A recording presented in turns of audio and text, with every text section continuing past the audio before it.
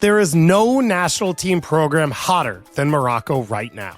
4th place finish at the last Men's World Cup, a thriving youth setup, and the right to host pretty much every single tournament for the next few years. Morocco is ready to show the world that they are no longer a work in progress, that they're the real deal.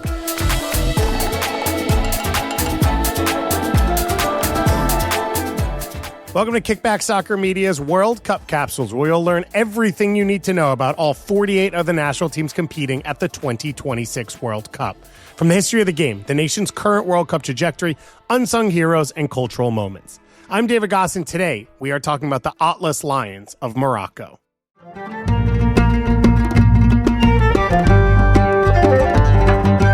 Morocco is becoming the center of the soccer world, and not by accident. It's been the product of years of investment and ambition. Beyond their 4th place finish at the last World Cup, their women's team advanced to the round of 16 at the 2023 Women's World Cup. They won the bronze medal at the 2024 Paris Olympics, and their U20 squad just won the Men's U20 World Cup. Moroccans domestically and abroad are crazy about soccer, and it's by far the most popular and played sport in the country. That's why Morocco has tried to host the World Cup and has submitted an official bid 6 times. 1994, 1998, 06, 2010, 2026, and now 2030. And finally, that 2030 joint bid with Spain and Portugal was chosen by FIFA, and Moroccans will get to experience the World Cup in their nation. But it doesn't stop there. If you competed or are planning to compete in a major football tournament, chances are you've had to swing through Morocco. They have just hosted the U17 Women's World Cup, the first of 5 straight that they will host. They've also hosted the CAF playoff game in the Intercontinental Playoff Series as a neutral site in 2025. They hosted the AFCON. In December of 2025, they will host the 2029 Club World Cup. And of course, they are going to be co-hosts of the 2030 World Cup. Similar to the rest of North Africa, soccer entered Morocco in the early 1900s through the French occupation. Several clubs were formed early on, but they were mostly by and for settlers. Moroccans didn't start participating until the 1920s. What differentiates Morocco from some of the other North African or West African countries is the split between France and Spain. In the Spanish region, there were clubs formed that participated in the Spanish league system. Those clubs were Spanish-owned and operated, and they only had Spanish players.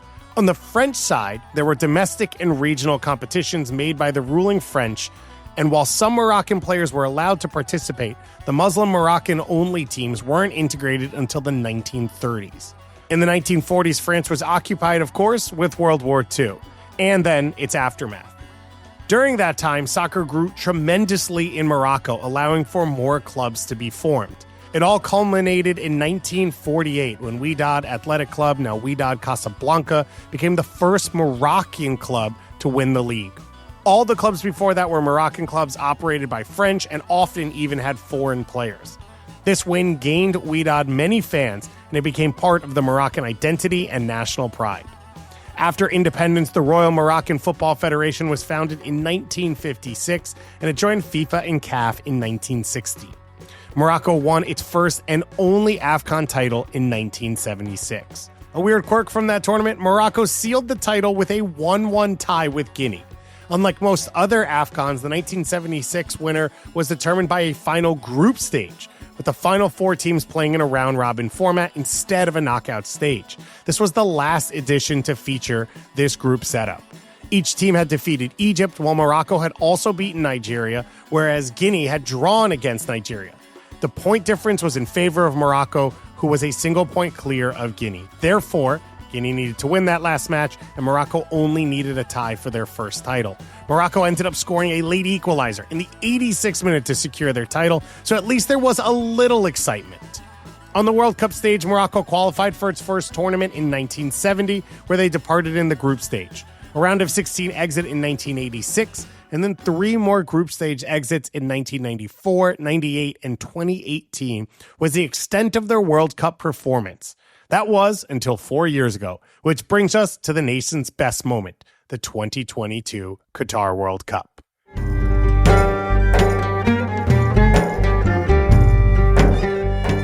In the group stage, they drew previous runner-ups Croatia 0-0. Then they beat Belgium's Golden Generation 2-0 and finished off with a 2-1 victory over Canada. Morocco topped their group in advance for the first time since 1986. In the round of 16, they met with their former colonial overlord Spain, drawing 0-0. And in the subsequent penalty shootout, goalkeeper Yasin Bono, who was playing at the time in Spain, saved 2 penalties. And then Achraf Hakimi, who was born in Spain, scored the decisive penalty with a Panenka for Morocco to advance to the quarterfinals for the first time. After beating Spain, who will be one of the co-hosts in 2030 alongside Morocco, they played their other co-host, Portugal, in the quarterfinals. They knocked off favorites Portugal 1-0 with a powerful header by Youssef En-Nesyri, and Morocco therefore became the first African and Arab team to qualify for a World Cup semi-final. The estimated value for the Moroccan squad before the World Cup started was at 416 million euros, while Portugal's, the team they upset in the quarterfinals, was at 1 billion, thanks to all the superstars like Rafael Leao, Bernardo Silva, Bruno Fernandes, and of course Cristiano Ronaldo. In the semifinal, they lost to France and later lost 2-1 in a rematch against Croatia to finish 4th, but it was the best ever finish for an African side at a World Cup. The team won hearts and minds across the world with their run, the way they played, the energy that they played with. They would go on to donate their entire World Cup earnings from the tournament to charities within Morocco that will help children and families in the country that are affected by poverty. On the road to 2026, Morocco breezed through their qualification group, winning all 8 of their matches and only conceding twice while scoring 22 goals.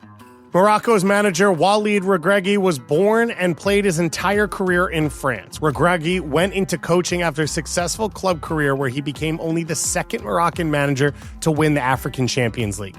He took over the national team, and with the Atlas Lions, he achieved multiple milestones and historic records like reaching that World Cup semifinal. Morocco under Regragui have shifted the way they play after that World Cup run. There, they were defensively organized. They focused on their counterattacks, especially through Hakimi down the right wing. Now, Morocco are more of a dominant team, ball possession, methodical in their build-up, looking to create chances from a range of different setups. Since 2008, there has been a stated goal inside the country to grow the game and bring economic impact along with it. Morocco's recent success was built by the Royal Moroccan Football Federation and especially its president since 2017, Fawzi Lekja. With a huge focus on both men's and women's soccer as well as the youth ranks, there have been projects to improve stadiums throughout the country, working with the clubs for talent identification and development, and of course taking advantage of the large diaspora. Morocco have also focused on developing coaches. They built over 7,000 fields across the country. 2 major academies were built by the king and a ton of stadium development. The program is shifting as well. At the 2022 World Cup, 52% of the roster was born and raised outside of Morocco. At the latest U20 World Cup, that was Morocco's first ever victory, 42% of that roster was born and raised outside of France. So as the game grows, as these programs and these fields and these academies start to affect the nature of the senior national team, that team should become more and more Moroccan born and raised. Morocco has one of the best and most expensive squads in Africa, possibly the world, thanks to the dual nationals like Achraf Hakimi, Brahim Diaz, Bilal El Khanous, and Elis Ben Seguir. Almost the entire squad is made up of players in Europe's top leagues. In October of 2025, Morocco broke the world record for the longest winning streak in international football, surpassing Spain's previous mark of 15 consecutive victories set between June 2008 and June 2009. With a 1-0 win over Congo in Rabat, Morocco extended their unbeaten run to 16 straight wins across all competitions, including World Cup qualifiers and friendlies.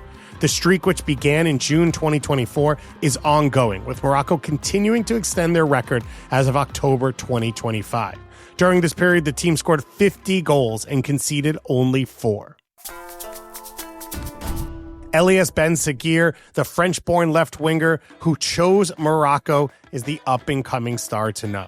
He signed his first professional contract with Monaco at the age of 17 after impressing at academy level for multiple seasons. He slowly integrated into the first team and had a breakout year in 24 and 25, where he had 46 total appearances and 9 goals. After his impressive outlay, he earned a move to the Bundesliga side Bayer Leverkusen for a deal worth 30 million euros plus add-ons. He represented France at some youth levels, but switched to Morocco at the U23 level and later with the full national team. He has already featured 15 times and scored 3 goals for the Atlas Lions at the young age of 20.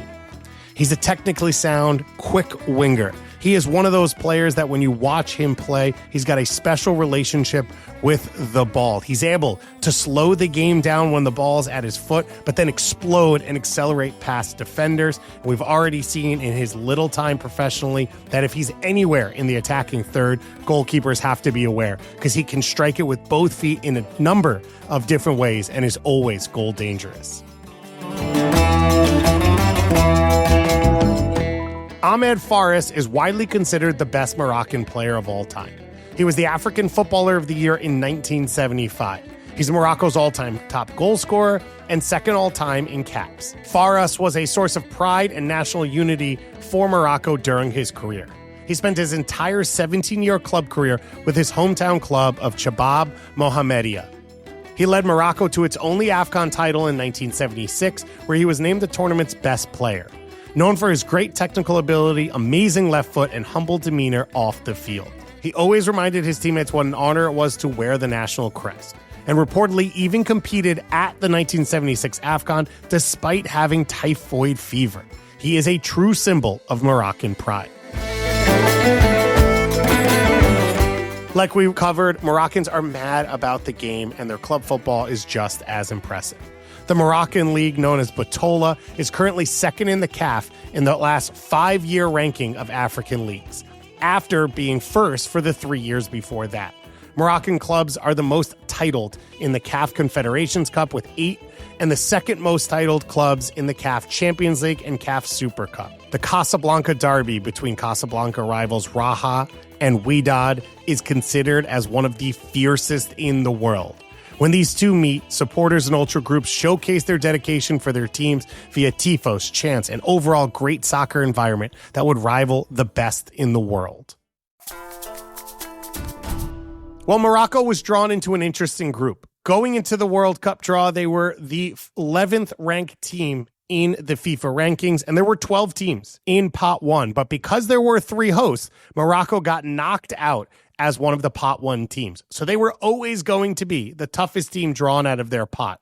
They got drawn alongside powerhouses Brazil. But besides that, Haiti and Scotland, you have to say, are reasonable teams to have to face at a World Cup level. Haiti, their first World Cup for over 40 years. Scotland, not much more recent, with over 20 years without a World Cup. This is a Morocco team that is on a mission to prove that last time was not a flash in the pan. They want to prove that they're for real, and they have a genuine opportunity to do that. They've got an experienced spine. They've got a world-class game changer in Hakimi down the right wing and some really special pieces in central midfield. So watch out for this Moroccan team. Their fans are as fun as any in the world. I was lucky enough to go to a Morocco game at the 2018 World Cup and had a blast, and they are going to be one of the stars of the show at the 2026 World Cup. We always like to leave you with a fun fact here at Kickback at the end of all of our episodes. And when you talk about Morocco, you're talking about one of the oldest regions in the world. The University of Al Qarawiyyin in Fez, Morocco, is the oldest continually operating higher learning institution in the world, dating back to 859. Your other fun fact, tajine's like the best food in the world. Like a slow, stewed, sweet and salty, savory food, sitting over fresh couscous. Could anything be better in the world? Well, if you enjoyed this episode and you want to learn more about the other countries playing at the 2026 World Cup, we have one of these episodes about every single nation. So go to Kickback 26 anywhere on social media and anywhere you get your podcast to get more.